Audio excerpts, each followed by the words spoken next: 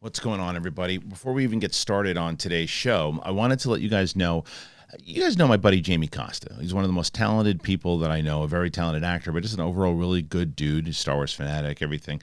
And Jamie and another guy who's become a close friend of mine is Jake Lewis, who's put me on a lot of his stand-up comedy shows, and he's been in Big Thing Show before, singing a few songs, and just a really talented guy. They did a movie, a short film, called The Cowboy and the Samurai. And it is basically about an event that happened between John Belushi and Jack Nicholson in 1978. Jamie plays Jack Nicholson. Sandy Danto, who I've known from the Comedy Store, plays John Belushi. And they put this short up. I'm going to put a link in the description. I want you guys to check it out. Jake Lewis is also, the Lewis brothers, him and his brother, another talented guy, are also the minds behind the Jamie Costa, Robin Williams short that went viral. And so this is one that they put a lot of time and effort into it. So I hope you take a look. The link is in the description here. So enjoy it, and let's talk about Ant-Man, man. Ant-Man, man? Let's talk about Ant-Man, man. What's going on, everybody? Happy Monday. Thanks for joining us on the episode of The Big Thing. This is a full-on spoiler conversation of Ant-Man and the Wasp: Quantumania, the 727th film in the MCU. Paul Rudd, Evangeline Lilly, Ant-Man and the Wasp: Quantumania, and we're going to get into it. We did a non-spoiler conversation on this past week's Big Thing, Capes and Cows. Winston and Coy are back for this spoiler-heavy review on the film. It's a very divisive movie so far, man. People have been, it's split, and I don't even know. It may be under 51% by the time this comes out. It is the second Rotten Tomatoes score in the MCU, only under the Eternals. So we'll get into it. We'll dive into it deep. But before we do any of that, I need you guys to show just a little bit of class and subscribe. It doesn't cost you shit to do.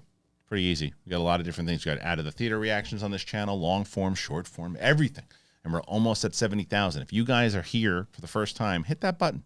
Be part of the conversation. Let's get into it.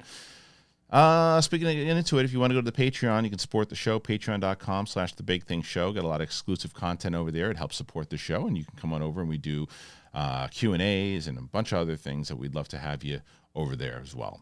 Apple Podcasts, Spotify. We're on video on Spotify. You can come over there and you can watch the video. We're in the top charts now. That's been great. And you can get yourself a shirt. You're going to get the Big Thing shirt. You want to get Capes and Cows, anything. Special designs, and they're on sale at the moment. So head on over there. All right. As I mentioned, Coy and Winston are here. So let's do it, everybody. Let's get into the Big Thing. I can't wait to talk about this at depth. Here we go, everybody. It's the Big Thing. Let's do it.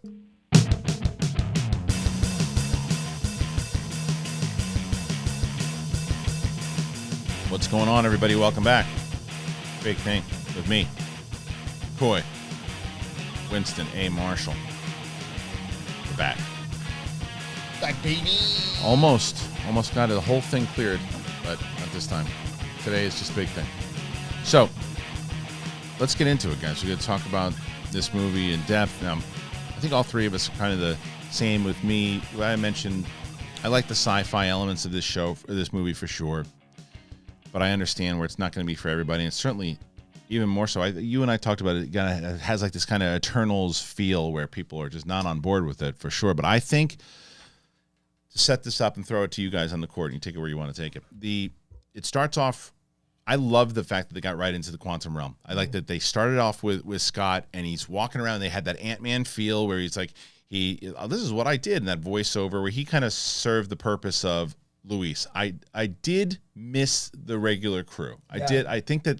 I thought that they would at least appear there, or at the end at least. They're not even anywhere near the movie. And I would have liked to see Michael Pena and the guys there. I would have personally preferred to see Michael Pena over the Baskin-Robbins guy. I mean, it was a nice callback because the guy, really on him. And he was funny, but he's not. Yeah. But Michael Pena deserved to come back. Yeah, absolutely. And I know that T.I. was pulled for some behavioral drama, but I did miss them. And even if we had gotten to see them, and I know one of the crew did get to voice a character. Dallas Mellisham, yeah. Exactly. I would have loved to have them just be, if not them, maybe Scott meets a version of them in the quantum realm, or oh my God, you guys remind me of some people, for real. That would have been a fun little nod. I feel like one of the things that makes the Ant-Man franchise unique in the MCU is that they do feel all very cohesive to each other. Like the First Avenger and Winter Soldier feel very different, very intentionally, but like all three of those films feel different. And this is the first time one director has done a whole trilogy. Like Peyton Reed's the first trilogy director in the MCU.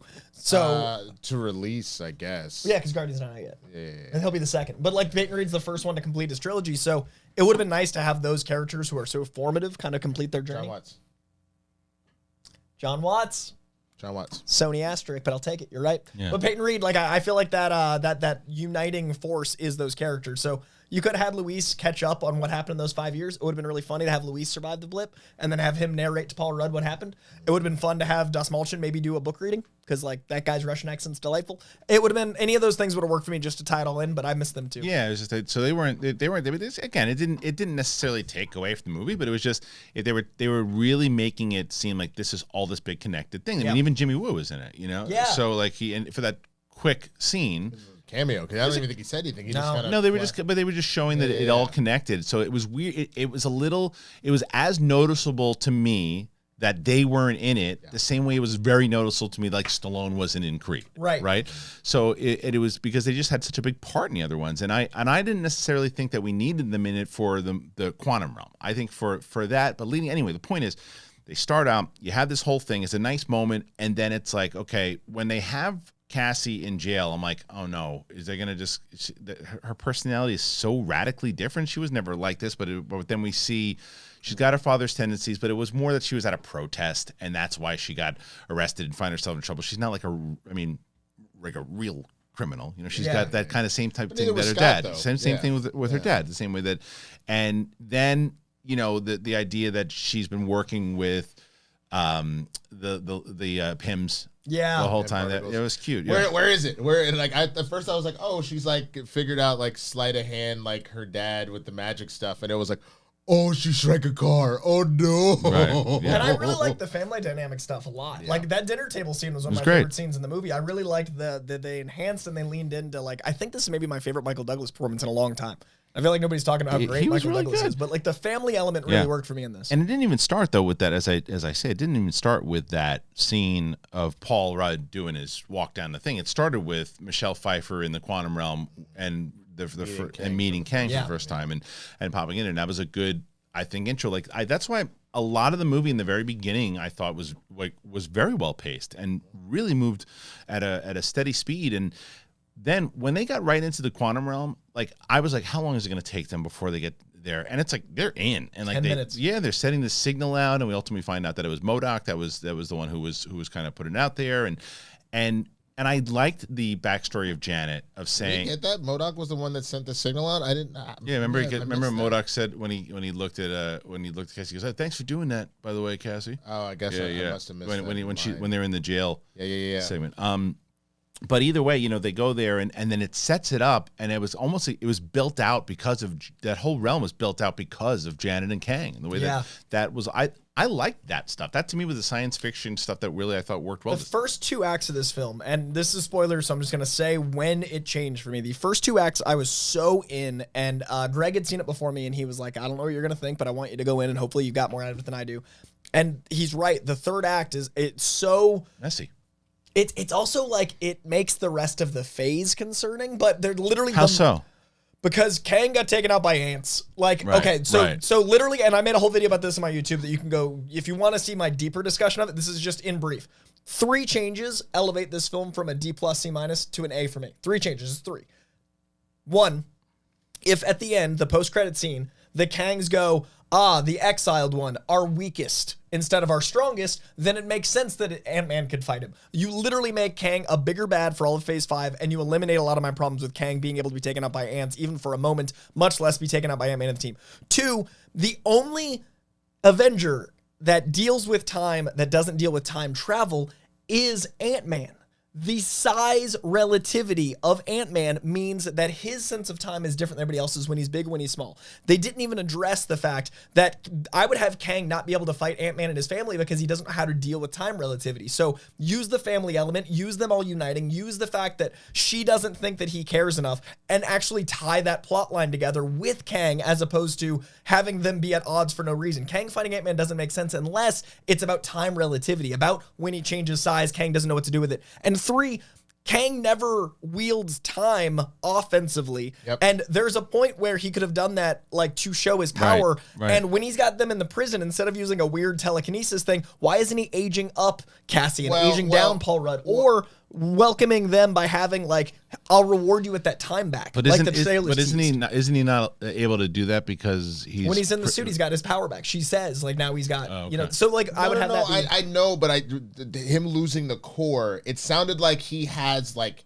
his beams, his telekinesis, but the point was that without that core, he didn't have the mastery of time like he normally does. Because you're right, he'll essentially do what Cable will do sometimes and almost like body shift. Right. Using time to like, so I get that. Where my problem is, and you're talking about power, we were talking about power scaling in the non-spoiler. The ants, I'll give you that because Michael Douglas set that up. No, they've built this crazy advanced society. Fine, let's give you that for half a second, sure. Right? We watch Kang come out of his palace pissed off, and he's just like, bam, bam. He is literally incinerating people, like they disintegrate. It seems like they just come apart atoms-wise. How is it that then when he shoots Scott one time, Scott doesn't just disintegrate? There's nothing about that suit that has ever been like, there are like energy shields or there's something in here that counteracts his thing. And if there is, explain it. Explain it. Right. Otherwise, he took a shot to the chest and he was just like, oh man, that kind of hurt. Right. What? And that's why the line that Louis Felix and everything is like the weakest of us. We exiled him for being weak. Like you could have actually made it so like that Kang isn't. And that makes him more intimidating for all of Phase 5 as opposed to now where I'm like, man, Jonathan Majors' performance, and I said this in my spoiler free, his performance is Kang, but the writing wasn't Kang. So I kept feeling like I love that Kang is so grandiose, but he earns it. Kang is very verbose in his speech, but like, and Majors was, but like, then by the time he's got minions and he's not fighting his own battles and then he's not doing anything. That was the problem for me. He was hiding. Well, because you look at like Kang, right? And the thing is, he's supposed to come out, and this is again to reiterate what I said on Capes and Cows on Friday. I had mentioned they're setting him up. They need to set him up to be more powerful than Thanos and more intimidating than Thanos. People are like, no, he's not better than Thanos. And I never said that. What I'm telling you is that that's what they were setting up because Thanos, as you mentioned on Friday, I thought really well was they gave Thanos the time to breathe to be so menacing, right?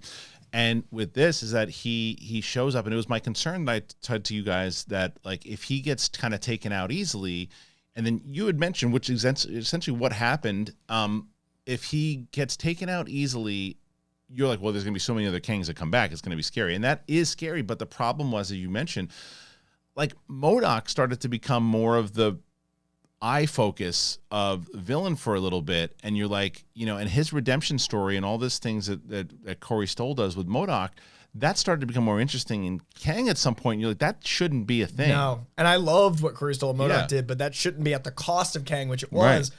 And I also felt like Jonathan Majors was delivering such a performance that he had to outact some of the choices they had plot-wise Kang making. And that was really frustrating to see an actor being like, I get this guy. And then the writing be like, we're going to go over here for Deus Ex Machina performance. And also it felt like it was Marvel episode 32 instead of Ant-Man. Like it felt like it had to serve Phase 5, which I get it has to, but it shouldn't feel like it has to. Yeah, I mean, look, the science fiction part of it is what I really liked about it. I loved the feel and like the setup.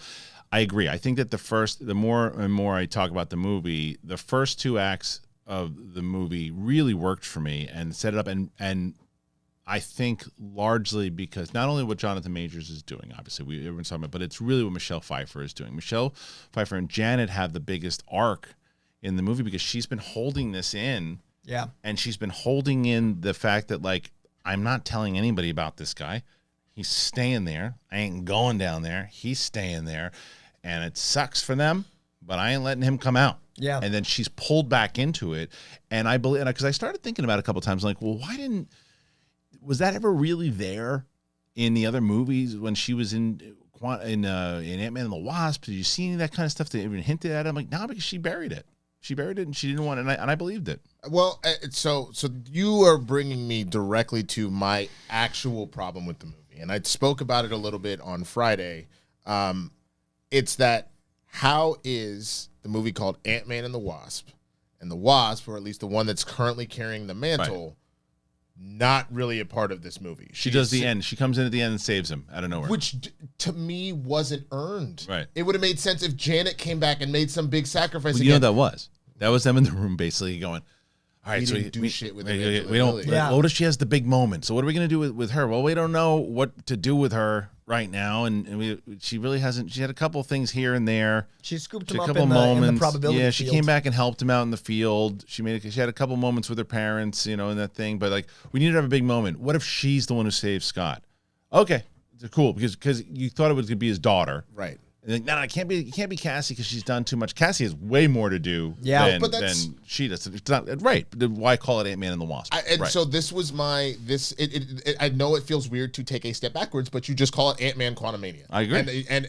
But the other way that you could have dealt with this, honestly, I love Michael Douglas. He does do an incredible job with this.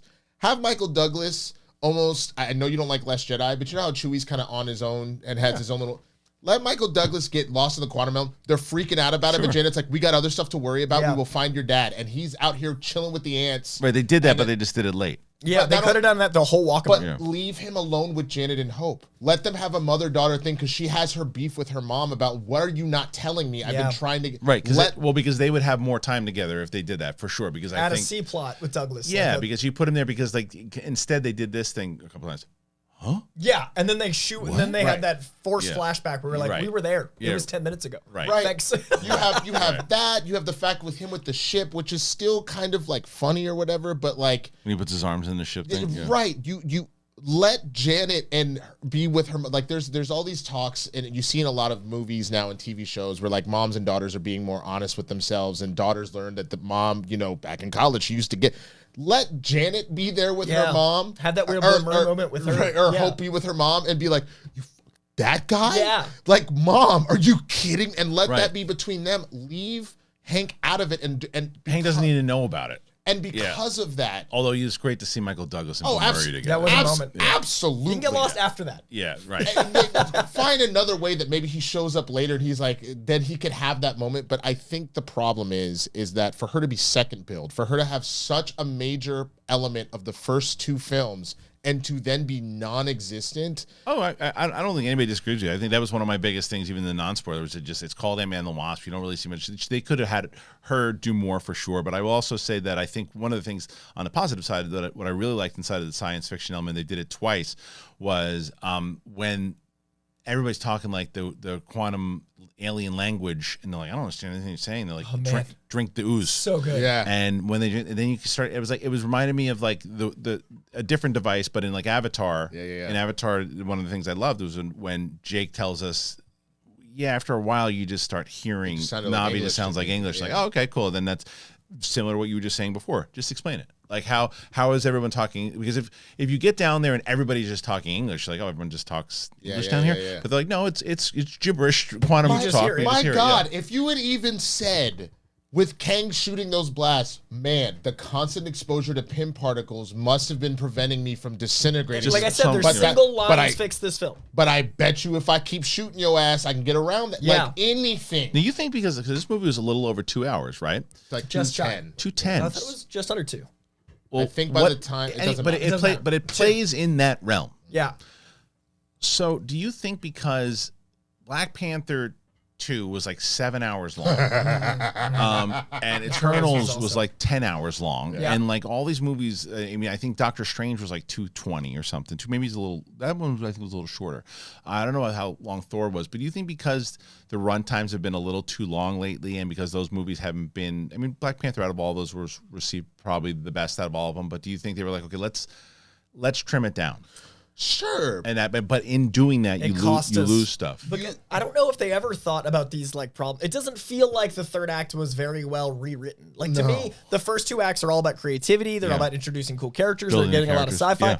The entire first two acts is ripe with creativity. So the reason The reason I was more positive in my non-spoiler and more negative in my spoiler is I do think it's worth people to go experience the first 2 acts. I don't want people to not see this film because those first 2 acts, when I rewatched it a second time, I was like, was I too hard on this? Because I was so happy the first 2 acts. I love the way the world is set up. But then the third act literally becomes the every single action movie trope where you've got freedom fighters storming a city that is overrun by minions. And I don't think that was earned. And that's also not Kang. Yeah. Like, I don't feel like Kang conquering is him like having lackeys that go out, and it also isn't the creativity anymore. What the problem is they took too long for him to get in the mix, because he does. But the thing is the minute it starts to look like something, he's like, nah. I have a lot of fun killing people. I'm gonna go do it. Yeah. He doesn't wait until the entire army is practically dead. He's like, fine, I'll do it now. He goes, oh, we lost one tower?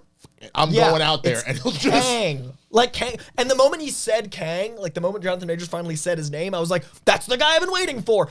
And I like that. It was a slow build. You earned it. But by that point, I was like, yeah, but bro, you've been talking to these Power Ranger minions. Like, I'm not invested in the choices you've made. Yeah, his soldiers didn't really do it for me. I'll tell you what, though. What did was that, as you guys mentioned, I loved that scene, the understanding of the relationship between Kang and Janet. And when she realizes, right as she helps him get that ship working again, and she sees everything that he did, and that whole thing, because he's still like, yeah, I'm going to keep my promise to you. You're going to go back and see your daughter, and everything's going to be cool. Come on. Yeah. And she's like, no, I see what you did. He's like, yeah, but your world's going to be fine. Yeah. Just come on, let's go. And that's how we'd see it. I love that. And she's like, no, I wanted more of that. Yeah, and same. like that's why I saw this movie, and I saw it, and then I was sitting next to Ellis, and I said to Ellis at the end of it, I was like, man, that was pretty chaotic at the end. He's like, and Ellis loved it. I was like, no, I dug it. And I was like, had they just ended the movie like that, though, in as chaotic as it was, he leaves and then it's over, and not wrapped it up the way that they did, I think I would have had way more of an issue with it. But I liked the way it wrapped, and I liked the idea of him going, yeah, I think we took that guy out, right? See, I love the dread, but I wish we had more of that in the film. It felt like Scott Lang was like consequence free, and the movie feels consequence free. Yeah. The movie itself, other than that moment of dread, there's no big pain. Nothing happened that's going to affect anyone else. There's no big pain moment like we thought Hank would go. We thought Janet would go. We thought Scott might go. We thought Scott might go. We thought something. There's no major thing of loss to where Kang comes out going, well, that guy caused havoc. He didn't. He just was a prison guy that couldn't get out and tried to fight our heroes, and it didn't work out for him. I got a question too, because this was confusing me with the probability thing. Like, I thought it was like, oh, this is kind of funny at first, and then I was like, this is also very chaotic. How is it that Hope's ass was just able to, like, even though all these things are spawning off of her, she doesn't think about it, she doesn't get fazed by it, she's just like, straight up going straight to Scott. That's it. That's the only thing that matters. Like, and it's not even like a Matthew McConaughey, like, what's the fourth dimension? It's love, Mom. Right. They could have said, like, my focus, like, but that would have taken his focus line away. So but again, well, that was the whole point of him. Like, they say because MODOK says to him, you're going to lose your mind in that spot, and she just comes in and goes, no, that's cool. No, I'm fine. I'm totally fine. That's a good point. Oh, what? There's like 50 of me? Yeah, that's a good point. Yeah, she wouldn't have any knowledge of why that was happening. Well, so this is another reason why I always talk about TV, right? And I've talked about it so many times over, and I use whether it's Last of Us or Mandalorian or any of these shows as an example of why I think TV is so much more relevant of storytelling than movies. And I know people go to movies and not all movies, a lot of movies, especially movies like this, because the problem is this is what you run into when it comes to big blockbuster movies. What you have to do and what Ant-Man needs to do in order to be successful is what? Make money. And it's got to make money in that first weekend to really become a hit. So in order to do that, and you want people to go see a movie, you got to, and Peyton Reed's been marketing off this one. This is the big epic one. This is the big one. So when you have that set piece at the end, when they're all, and Scott's 1,000,000 feet tall and fighting everybody and all these moments, and even MODOK's like, well, that's big. Like all that stuff, like that is a moment that you need for this big blockbuster, but it takes away from all that stuff we're talking about here that could have made the movie better with certain character developments and other things that would have added time to it that in a TV show, and I'm not telling you they should have made this a TV show. I'm just saying, though, that what you're able to do inside of a TV show is every week start to build off of characters that you have so much more depth that this movie suffered from. But I feel like what Phase 1 through 3 did was be a TV show. Like Phase 1 through 3 was able to build, like look at Infinity War and Endgame. Yeah. They're able to beautifully bow up all those arcs because it had been a TV show that led to that. No, but I feel like what I'm concerned about with Phase 4, and I hope I'm wrong, is that the way they grew out. No, like looking, I was about to say looking back. Phase 4, I'm hoping what like Phase 4 is all of that intentionally going, whoo, That way, in Phase 6, it comes back, and then retroactively, Phase 4 is great. That's my dream. I just don't know if I have faith in that anymore. I've always said, like, hey, let's wait for Phase 5 and 6 to see if Phase 4 is as messy as it feels, because Feige's got a plan, because there's something going on here.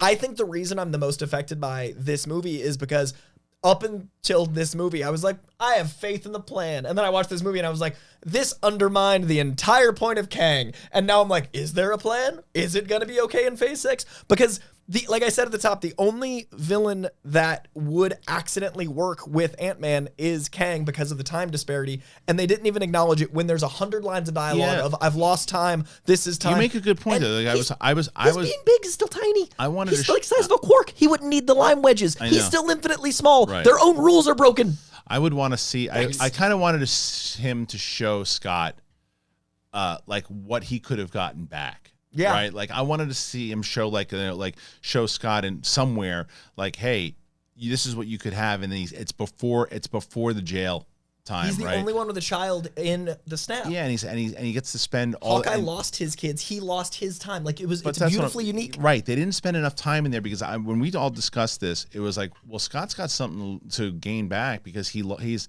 had no time with his daughter. He lost the time in jail from the first one. He lost time from in-house arrest. He lost time when he was in the quantum realm the first time. He's lost all this time, and they kind of mentioned it a little, but I thought that was going to be the driving force of the story. And it opens with her doing time. There's a joke you could make there, and they like the jokes. She did time. That's time lost. There's so much there. I think that was... There's a part of me that I don't necessarily have a problem with that. I think it would have been kind of messy to try and go back and rewrite some of that. Not rewrite it. I'm just saying. No. But like letting Kang use that as the dangling carrot of like, I can give you all those years you lost. I can walk you right backwards. Because the truth is, even though they've kind of moved on with life, they technically could have done that anyway. They had already figured out how to use the quantum realm to time travel. So if that was something that you wanted to do, he could have done that. So that's the butterfly effect that does cause ramifications. No. I know. So like the same thing would have applied if Kang had been like, I'll walk you back there myself. So that to me was never a good reason to get him to go forward. I like that they decided to use this as a moment for him and Cassie to truly start to bond, that she was kind of keeping from him that I'm trying to be more like you than you are, and even checking him and being like, you became a pseudo celebrity now, you don't give a damn about the little guy like you always talk about. So that didn't bother me personally. It is just genuinely from they found a way to both build up and nerf Kang at the same time, which is counterintuitive. I think that's what Coy said though too. I think that's because of the brilliance of the acting ability. Yeah, I think it was Jonathan Majors who made him, because the first two acts are Kang and it's building, but by the time he actually says Kang, which is the moment I was waiting for, he'd already given me emotionally that, but the story hadn't. If you actually look at Kang's story, the first two acts, it's all like, what's he gonna do? What's he gonna do? By the time he starts doing it, you're like, this isn't what he's gonna do. So like, it's two acts of like it's the Jaws thing.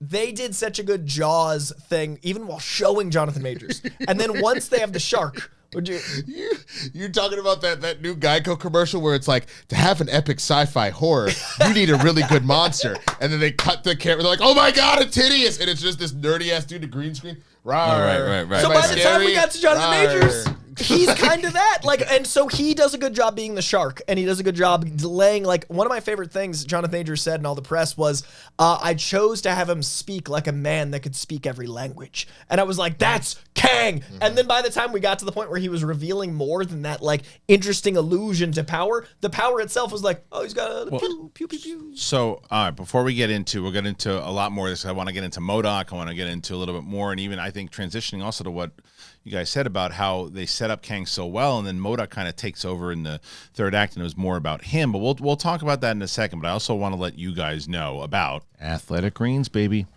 AG1 by Athletic Greens. They are our next partner, and man, they are so good. I take AG1 by Athletic Greens every day, and if you watch my show, you've been watching these shows, you know it. I talk about them all the time, and I love them. They're so good. It tastes so good, too, which is the thing that I'm not going to lie. When I first saw it, I was like, how's this going to taste? I've told you that. It's green. It's fruity. It tastes good, man.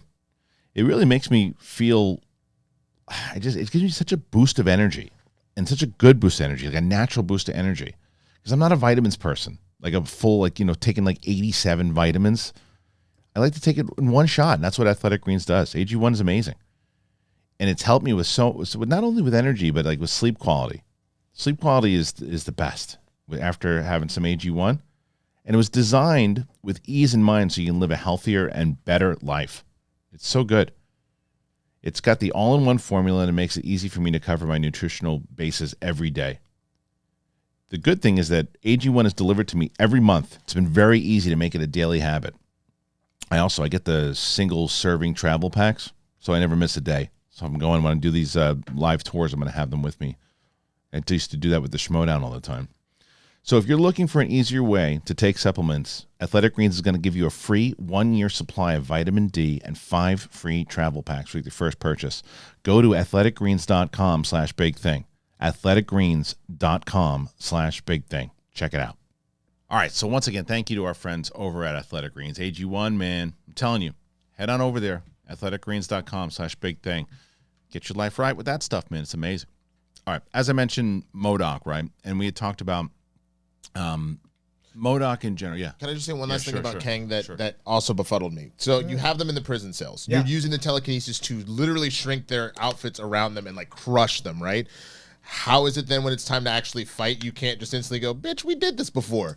Where does powers go? Where did it go? I'm very confused. Was it because they were inside of a jail cell? Fine. In this jail cell, I control everything inside this jail cell. Well, and yeah, and I didn't understand. think about his arm that looked like when the suit broke, he had less power, but it didn't really like. That wasn't but that explained. was post ants. Well, but also that was the other thing is stuff like that. I wanted to see, like you said, I wanted to see him use time more and just be more of that. You just aging up Cassie, making it so like you've already lost time with your daughter. How about more? That's way more threatening than like, what if I Jean Grey you a little bit? And it's like, if you're the time conqueror, I get that you can do your little portal thing, but also let me play with time. Like, it's literally a time. You know the deadliest Kang found outside of when he was using telekinesis on them was once he didn't have his powers. I was like, bro, this dude clearly beat the brakes off of Creed. You're about to get.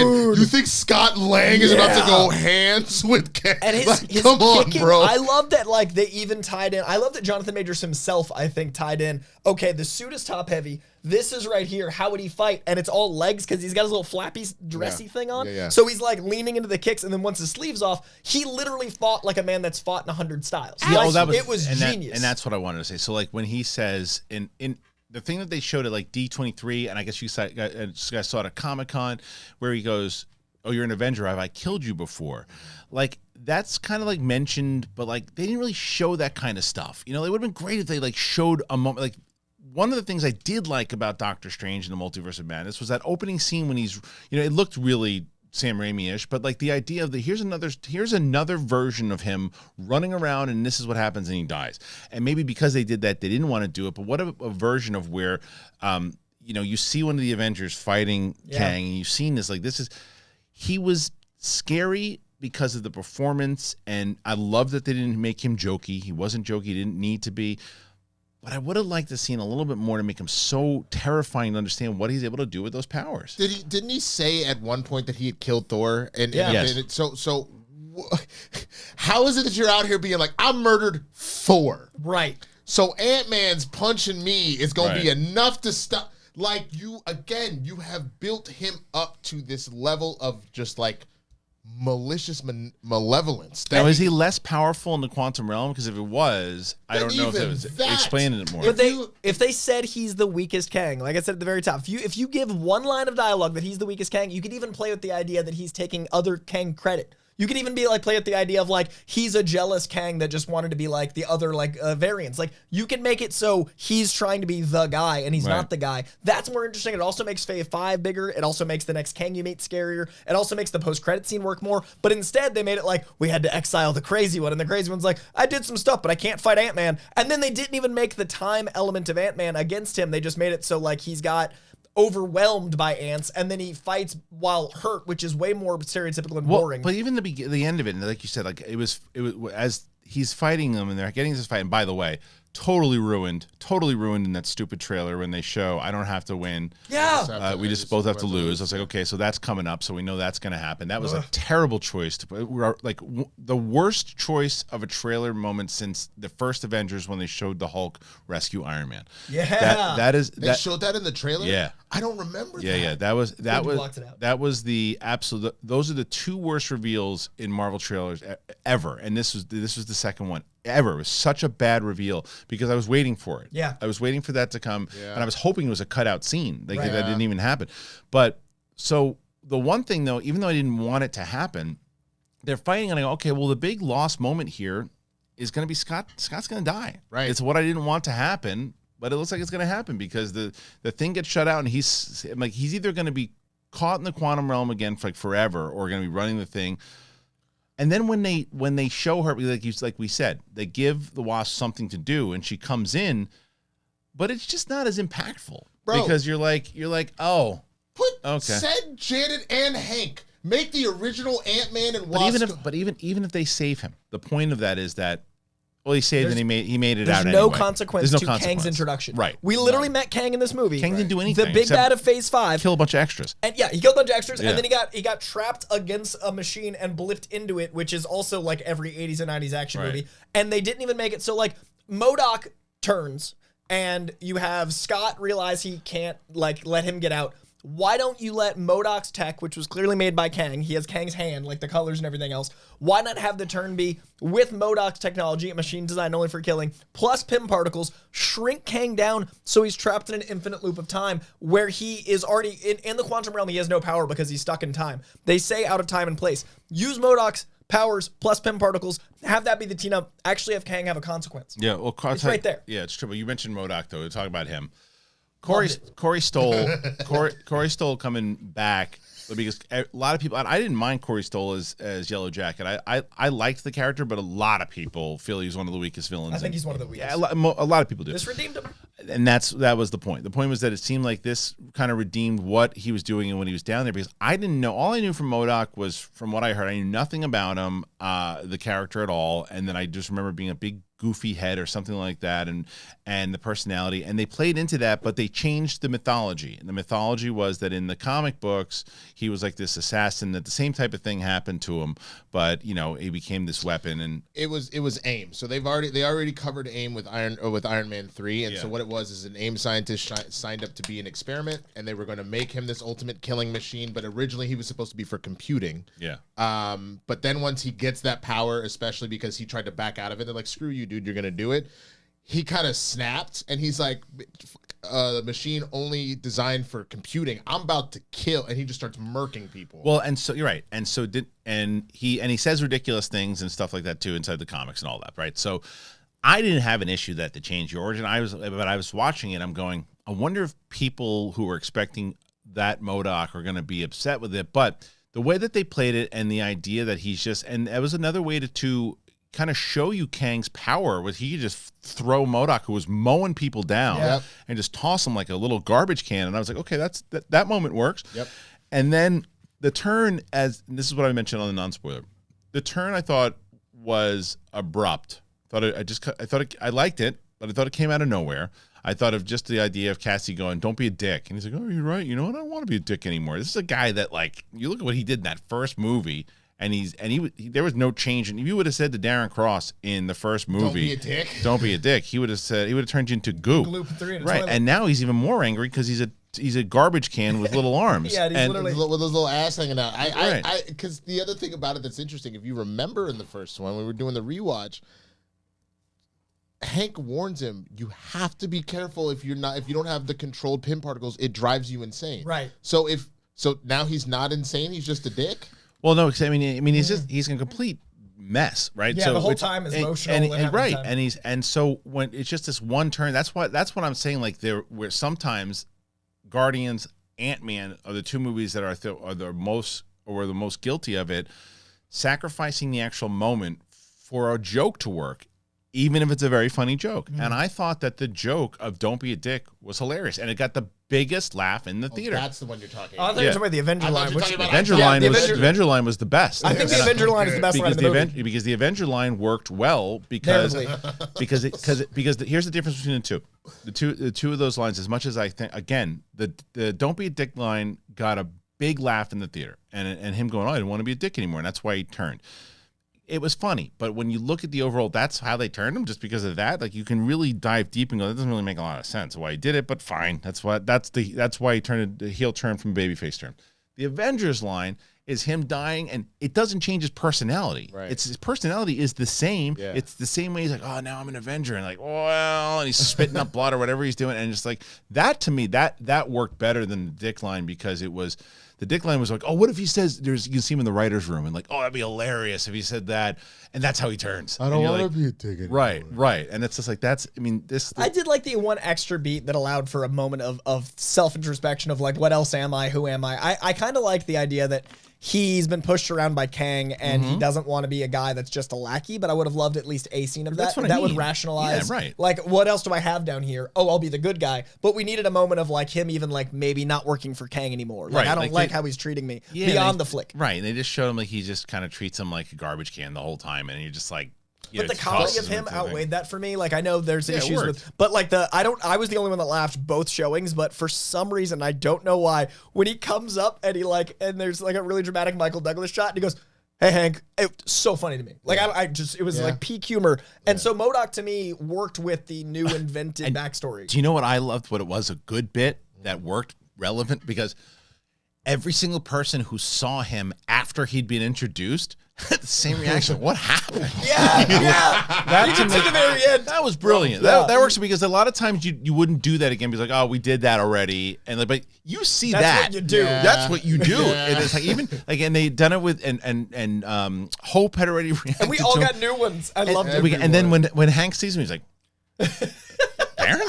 It's hilarious, bro. Yeah. I costume design wise, I love that they kept the original MODOK grimace as being the front of his helmet, and then pulling it up to see his goofy ass face, like so you can actually emote and whatnot. I thought that was a really nice touch. Also, like, what else does he got? People are saying it's like the worst CGI they've seen. Like, what else does a giant spread out face CGI was good. Close up look like? I thought it was incredible. Yeah, MODOK was a highlight. Well, I'll tell you why. One of the main things also is I think that MODOK could have been. He was a little big in the ass. And I think that's because he hasn't been eating well, and I'll tell you why. Got to tell you about Green Chef. Love Green Chef. People have asked me, they said, hey, man, you look like you lost weight. Did you? I did. Why? Because I've been eating better. And Green Chef came on board, and I started trying out their food and trying to use their plans. And not only can you use the plans that they send you, but you can kind of go off book a little bit. And I've been making these stir fries, and they're delicious. But if you don't know what they are, they're CCOF, Certified Meal Kit Company.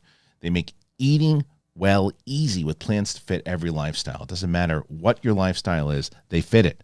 It's great. It's the #1 meal kit for eating well with dinners that work for you. It's not the other way around. It's so good. Their recipes, they feature premium protein, seasonal organic produce, source seafood. I love seafood, by the way, and their seafood is fantastic. Green Chef is the only meal kit that is both carbon and plastic offset. They offset 100% of their carbon footprint as well as 100% of plastic in every box. With Green Chef, you're reducing your food waste up to 38% versus grocery shopping. It's awesome. It's really, really yummy food. Really good. You have to go to greenchef.com/thing60 and use that code 60. And why? Because you get 60% off plus free shipping. 60% off. Did you hear that? Go to greenchef.com/thing60 and use code 60. Get 60% off plus free shipping. And tell me, when you get it, tell me how right I was. It's the best. All right, once again, thank you to Green Chef. I love Green Chef. I've been making these rice bowls with them too. The peppers that they send, put a little hot sauce in it too. Oh man, I've been making some really great stuff with Green Chef. So you guys go ahead and try it. Again, use that code and help yourself out. And let me know once you do. Tell me what you think about Green Chef. Okay, jumping back into it now. I think that for a third movie, do we think we're going to see a fourth Ant-Man film? I don't think so. I don't think so either. That's why I think we see Ant-Man again. Yeah, he's around. You have to. And Cassie too, because again, I have never been more sure that a Young Avengers, maybe that's the one reveal that isn't much of a secret. because you put out too many of these young kids. There was a weird quote by a producer recently that was saying, like, we have no plans for a Young Avengers film. And I was like, is this A, a mislead because they can obviously lie like everyone always has, or B, them looking at phase 4 and being like, we're not going with the plan we originally had, or C, is it we're not going to do it because we don't have time before these kids get too old because we have to change our plan for phase 5. But it was an interesting moment where I was like, I thought so as well. I wouldn't be surprised if the way they said that, because we have details on the Thunderbolts yet? In what way? They changed some stuff up about it. I mean, I would not be surprised since the Thunderbolts are kind of anti-heroes / villains, if maybe the people they end up like kind of fighting at That's what I always thought would be Young Avengers. Might be the Young Avengers. I don't know though, because I'll tell you why. I think that one of the things though too is punching kids. To me, Ms. Marvel. I mean, we got Ms. Marvel, right? Who would be the Young Avengers? Be Ms. Marvel, the two boys, so Speed and Wiccan. From WandaVision? Wanda's kids. Oh, okay. You would have Kate Bishop, Cassie Lang, Elijah Bradley's kid, Elijah Bradley. No, his name's Elijah. Yeah. Patriot. I think all those kids are really good in what they do, and I mean, Haley Steinfeld is not really a kid anymore. She's a young woman, but like she'd probably lead. But either way though. I just think that's one of the things that's and Ironheart. I think that's one of the things that I think that the problem is sometimes that they try to push you into this thing where they're like, okay, here are all the new stars coming at you. The problem I always had with like not Joel Edgerton, Sam Worthington when he first came out. I like Sam Worthington now even more so. I had that with Joel Kinnaman and Joel Jai Kinnaman Courtney and as well. Jai Courtney. Absolutely, those are the three that I was going to use. I was literally those three because it's and it takes nothing away from all three of them as actors. Sure, they're all good actors, but when you look at roles that they have, they shine in the supporting roles, right? These roles that we're talking about for Young Avengers, like, well, we want to do it, and these are going to be your new stars. I don't think any of them are superstars yet, and I don't think any of them should be leading in a movie yet. I think the only one that I will tell you right now, yes, from Ms. Marvel, because she's going to be the standout of the Marvel. So here's how I think this plays out. Haley Steinfeld too. Haley Steinfeld is a star in her own right. There's no doubt about it. But Kate Bishop to me right now is not. Haley Steinfeld I love. I liked her. I liked her better in Bumblebee than I did in Hawkeye. No, and I love Bumblebee. I liked her way better in that. Hawkeye was like, I had a lot of problems with how Kate Bishop was just kind of like, people argue with me all the time, but she's just.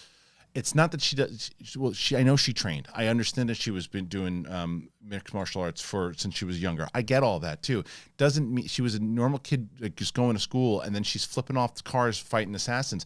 Like, I know people who are very funny that don't just jump up and start becoming stand-up comedians. They're like they have anxiety going into her right now. She just right away. I know how to fight, so I can fight people on cars and fight the same way that I would if I had all this training in ops and all this. It's like, no, it's like that type of stuff wasn't earned for me and all that. But I think she's great, and I thought Florence Pugh, she's going to be in. I think Thunderbolts. So this is why I think it's Thunderbolts, because you have most of these villains have a direct tie to the adult counterparts to this, and the main connection you already have with Yelena being, I guess, the leader of it based off of where they positioned her in the photo. One of the things Sebastian Stan is apparently leading, according to Feige's most recent thing, just so you have that awareness. Okay, he's doing what? He's leading. He's the one leading. Thunderbolts? So that being said, think about all the connections. So you have both U.S. Agent and Sebastian Stan directly for Eli. You have the fact that Kate and Yelena have their relationship and how that's already going in that regard. You already have those kind of elements laced in for them to kind of be those opposites to each other. And whether it's the Young Avengers trying to stop the Thunderbolts because they're like, you guys are all kind of evil. Yeah. And then the Thunderbolts go the Suicide Squad route where they're the unlikely heroes and things kind of change on it. That seems to be a way that you could kind of bring that in, and then those kids maybe get looked at again during Secret Wars. I don't think if the Young Avengers happens, I don't think it happens until way after Phase 6. I don't think they get their own movie. I think that team comes... I think the team comes together, but I don't think they get their own movie like that. See, I think Thunderbolts is going to be the government using what we already got started in Ms. Marvel as a way to, hey, we have to have regulated heroes as like a soft Civil War kind of regulation issue, and then the Young Avengers are unregulated, so maybe there's someone the Thunderbolts shut down in the first act as a way to be like, hey, look at how powerful they are. It's kind of like a warm-up villain, and the warm-up villain happens to be the Young Avengers, and then you have a big bad for the Thunderbolts. That could work great. Look, there's a lot that kind of... There's so much that's happening in the MCU that leads into that. It's a lot to work with in your mind. It can be overwhelming. Yeah. So if you need overwhelming with your mind, how about Magic Mind? I have always been someone it's been hard for me to focus sometimes. And it's been, my mind goes all over the place, and I'm always like, well, what can I do in order to really focus myself? And I got reached out to by Magic Mind. And you guys know I had Magic Mind back on the SEN days, and they reached out again because they heard me talking about how I was kind of scatterbrained. And they're like, try us, see what you think, and if you dig us, and we can do something together. And that's exactly what I did. I started taking them, and I love them. So if you suffer from procrastination, focus, anxiety, any of that stuff, Magic Mind, I think, at least for me and Brett, has been the trick. I recommend it because it's easy. You just take it one shot and then boom. I started feeling the effects immediately. I was focusing a little bit more. I felt better. It worked magic. My biggest problem is that I try to do 1,000 things at once. And I realized after a couple of days that I started focusing in on one thing, getting it done, completing it, and then moving to the next. So here's how caffeine works. Caffeine, as much as I love coffee, man, it doesn't actually give you energy. What it does is it blocks the adenosine receptors in your brain. It's the neuroreceptors that basically tell you that you're tired. And when they unblock, about an hour to 3 hours later, you get that caffeine crash. Happens to all of us, right? You feel sluggish. The L-theanine binds with the caffeine molecules in matcha, and it prevents the full blocking of reception, reducing or dissolving the caffeine crash and the jitters you feel. It's nature's time-release caffeine. So it just has like this special formula. You can boost your clarity and your focus, and you can finish your to-do list by noon, and then you have the rest of the day off. So if you go to magicmind.co/Kristian and use my code Kristian20 to get up to 43%. Did you hear that? 43% off your first subscription for the next 10 days. It is amazing. Magic Mind, very excited to be working with them again. All right, thank you to our friends over at Magic Mind. Man, you talk about, it's great for people with ADD, I'll tell you that much. So check it out, the link's in the description. All right, before we get out of here, let's dive into these post-credit scenes, because there's two of them, right? And you mentioned it briefly with the Council of Kangs, right? So the only thing, I thought it was a terrifying scene, and I thought it really worked well, but if you're going to make any comment about the CGI being lackluster, it was in that scene, which is really difficult already because he seemed like he was wearing a lot of Halloween costumes. If you take that scene out of context, it looks like an SNL skit. It does, and that's not. It's like Jonathan Majors is hosting this week. Like it's dangerous. Yeah, it's true. And like it's feeding a lot of the naysayers like fire. So I was really like, I love the concept, but the execution's like, okay, was this directed by the Digital Shorts guy? Good, Mike Diva, much love. But my concern is, if that is how they're going to set up the Kang dynasty, it can't feel trivialized. That should have been a little more serious. Yeah. Like, I also didn't love that the three of them were like very invested, and then they cut to the room and they were like, why were they bros? Why were they frat bros? Like, why were they like cheering in a Coliseum? And I love that Majors. What I think Jonathan Majors does better than anyone is he takes the acting a warm-up style of like, do it in a different voice. Yeah. And he is sincere in every one of them. So to see him do 3 different ridiculous voices and land it with such pathos, and then the final post-credit scene be a dramatically paused choice, and still buy it. I will buy all of his Kangs.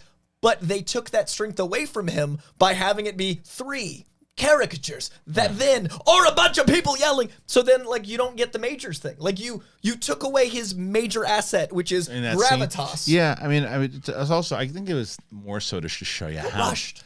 Maybe rushed, but also I think that the impact of that scene was more so to show you how many that there are. But that's what I mean. That's the SNL skit. I know, I get it, but I think it's for you got to also remember on the casual viewer side of it too. It's also you're talking to the audience that says, the guy who walks in who's never seen a lot of this stuff going, oh, so there's like a ton of them. With that visual alone, you get it. Sure. And then the scene with Loki, that's clearly a scene to the same way that I gave the criticism to like Ironheart. That is clearly just a scene to set up season 2 of Loki, which I am a big fan of that show. So that I was like, okay, that's what they're really going to be doing here. Because remember when we left Loki, is it not Morbius, but what's it? Mobius. Mobius. When they left Mobius, and Mobius didn't know who Loki was. Right. So clearly they get back on the same page. Whether or not his memories or they have just working together again and have to do the whole thing over again. They're investigating Kang now, and they're doing it. And now, does that mean, did we get a confirmation that Jonathan Majors has a big role in Loki season 2? It seems like he does. Yeah.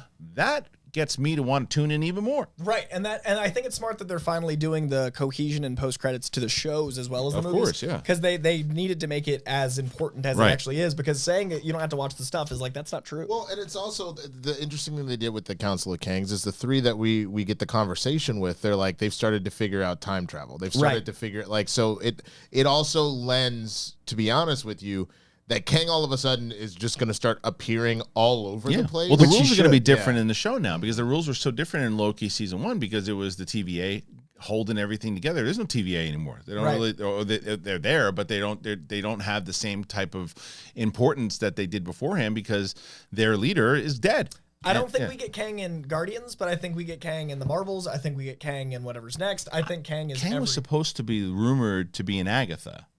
Oh. And if that's the case, that's interesting. Yeah. I think Kang's going to be in literally everything but Guardians. Like, I feel like that post-credit scene, either in a post-credit scene or in the movie, I think we're going to get... because I want to see him in cameos, too. Meaning something along the lines, even if it's something... if you watch... it's one of my favorite things to do when I watch Far From Home. Right? It's the second one, right? If you go... and a lot of people still don't... All the Jakes... Which all the Jakes? Jake Gyllenhaal's in a ton of scenes in Far From Home. He's in a ton of. There's in 1. He's in 4. He's in 4. Okay, well, that's my point. I only remember him being in 1. Like when he when they first get there in like Italy and whatever or Venice, wherever they're at, and he's about to meet with Zendaya, and she tells him that Tom Holland tells Tom Holland that what's that word that. Black Delilah? No. There's a word that she learns in Italian, whatever it is that she says like that you can say, but in the background, Gyllenhaal's on the phone. Yeah, and and he looks and he just goes and he just kind of looks up, and I didn't realize he was in more than one. He does a walk by before the fire and water Hydra Man thing. Like there's a scene where like he's like a tourist. Yeah. All right. Well, anyway, but that's the one. That's the one I'm talking about. The big one. All right. Well, either way, he's in the background at some point. Yeah. I want to see, even if it's not a big moment, I want to just be like, you can pick out like Kang wasn't in that. It's like the hell he wasn't. Go back and look at that movie and that scene. He's in the back drinking a cup of coffee. Yeah, it's just in like a purple shirt. Yeah, just like something like that to show like how many. That's my point with that first scene is that there's just an infinite amount of them, like everywhere. And he who remains said, good luck. I'll see you soon. You just do it if you want, but this is a poor choice. And that's why the Ant-Man epilogue with Scott was genius, but that was the only time I felt like Kang was as foreboding as the first act. Yes. And that was not the way. The movie shouldn't have no ramifications. Like the movie shouldn't end I agree. with like when we go to Guardians, I get that's removed. It was an easy win for our heroes. But that's right. But that's why, to me, especially knowing that Hank had been essentially the Obi-Wan in this situation, that is where Hank and Janet should have been the ones that come back, save Scott. You need to be with your daughter. You need to be with our daughter. Janet fucked up. Yeah. The quantum realm. Her punishment should be, but now she has her husband with her. They live in the quantum realm now, and they make sure that nothing else bad happens. And then Cassie can monitor them, and you could have a really cool thing where the title is Ant-Man and the Wasp: Quantumania, and it's about Hank and Janet. Ant-Man and the Wasp. She's in the suit, and then the last shot of Hank walking out, and then you do the credits, and you show that Hank and Wasp were representing the original. And it would have tied in all the comic continuity. And they just have one conversation of like, Ant-Man and the Wasp. Whatever. Yeah, something along. Because she's in the suit in the flashback with Kang, and he literally is wearing that badass Western outfit walking in front of ants, and that's the first time I've been like, oh, that's Hank Pym in a while. Because I love him as the crazy scientist mentor, but it didn't feel like the 60s Avengers Hank Pym until this movie. So you do the post-credit, and you say Ant-Man and the Wasp, and you show them two trapped. Did we like and then, I guess we were talking about the Rebels. That's the problem with the third act. They got less interesting. They did get less interesting because they set him up in the beginning, which and that was even for the bit, which is funny. Good bit. Yeah, it was a good bit. There's a lot of like that's what every time I've had a problem with the over humor sometimes, minus like Thor, but like in Guardians 2 and in Ant-Man 2, I've never had a problem with the jokes. Like a lot of the times, like both the Guardians 2 jokes and the Ant-Man 2 jokes were funny. It was just a matter of was it the right time? Yeah. And that hit a couple of times in this movie, but not as much to make it like an overall thing that I had the biggest concern with. There was just a few times I was like, the whole thing was funny. You got to laugh, and they needed it because Ant-Man is the biggest comedy out of all of the MCU. It is the one that you expect. That's why you cast the Paul Rudd in the first place. But yeah, I don't know. I mean, there's the Rebels to me. I didn't necessarily. I don't know. I didn't love who's the woman who played the. I don't even remember. Like Katie O'Brien. She had nothing to do really except like scowl. And she mad. Yeah. She got mad. She was like mad, and then like for some reason Cassie really looks up to her. Right, like, and then like I don't understand why. A traditional almost Ray Winstone voice guy for the beam guy, and then like. Well, David was David Sponsor? David Sponsor was the Holes. He was Ooze, right? He was Ooze, yeah. And I thought Ooze worked because of the setup with the voice. The use of him was funny. So I thought so too. Katie M. O'Brien. I just thought that she didn't have enough to do. Neither did William Jackson Harper. No, You're gonna set up my homie as a telepath, and he's got a funny little setup, and it was only to pay off one more joke. I'll never tell. 1895. Damn. Yeah. Like that's it. He had Harper, and everybody was like thinking he was gonna be Reed Richards or something too. Yeah. He is another. He was great. Yeah. Nothing to do, except set up like the camp of the rebels. Really, it's like you said. It's the cliche thing at the very end where they go, we need these resistance fighters to show up because here they come. We need help. Well, here's your help. I don't even like it. I'm not trying to see another brother die. Have him be like, how do we beat him? Yo, your Pym particles tend to be like that's it. Let him use his power for some other. That's the drawbridge code. Right. He didn't do anything. Your daughter's disappointed in you. Like the jokes were funny, but also like that's what the character was, and he's bigger than that. Yeah. I read that this is the first movie though that Paul Rudd did not have a writing credit on. Interesting. Ant-Man. Oh wow. I mean, it was funny still, but it definitely was different. Yeah, but who knows if look, a lot of funny people sometimes don't write the funny stuff. Right. A lot of times funny people can also write the story stuff too. The drama stuff, yeah. I wonder, but like I said, I still stand by the fact that this was a movie that I enjoyed watching a lot because of the idea of this science fiction thing. Everything that was said on this panel, I agree with. I think that everything that Coy and Winston both said, I agree with tremendously. I agree with a lot of the criticisms that come with this movie. But there's just sometimes that there are movies that I have that I can go, oh yeah, there's issues there. There's holes in that story that I enjoy watching because of the genre that it was in, and the genre for me that gets me is science fiction, right? And so like when the genre is like horror for some people, they're like, it's a horror movie, so I give it a bit of a pass because even though they didn't have this, I like the horror touch on it. Like people really loved a lot of the Doctor Strange stuff because it was the one that the zombie stuff and everything. It was very horror elementy for them. So even though they maybe didn't love the movie as much, it had that horror feel. Buddy cop stuff for me. I'll watch any buddy cop. And that's like so Hawkeye for you, right? 100%. So like for me, like this was why I am probably a little bit more forgiving of the movie. Because it came from I just liked playing in a new science fiction realm, and I thought they executed that very well. Actually, Falcon, I take it back. Falcon Winter Soldier, I gave more of a pass because the buddy cop. Because the Hawkeye, I was more judgmental because I'm like, don't almost be Shane Black. Be Shane Black. Yeah. All right, so that's it, everybody. That's the spoiler heavy review of Ant-Man, Quantumania, Ant-Man and the Wasp, I guess. Quantumania. What did you guys think of the movie? Did you like it? Please have a full-on discussion here in the comments and let us know exactly what you think. But before we get going, I want Coy and Winston to tell you where you can find them. Winston, what you got? Yeah, what's up? I'm the Swaggy Blurred. You see it right below my name. Come follow me over on my YouTube channel. Got some great content over there. And over on TikTok as well. Got some fun sketches and just little moments and whatnot. So yeah, that's what's up. You can find me on YouTube at this name, and I'm going to be doing a deep dive into the things I would fix with Ant-Man, and I think that's my big problem is that if fixes are so visibly obvious, then it hurts my experience more, but I do think the first two acts are worth watching, so hopefully you see it or have because you watched this whole spoiler review, and TikTok, Twitter, Instagram, all this name. All right, guys, so that's it. Make sure, once again, comment. If you haven't already, go ahead and show a little class. Hit that subscribe button. Help us get to 70,000. We're almost there. Show a little. Doesn't cost you shit to do. It's free, so what's your excuse? Head on over to any of our Out of the Theater reactions, reviews, long-form podcasts that we do. Thanks for joining us here today. We appreciate you very much, and we'll see you on the flip side. Peace.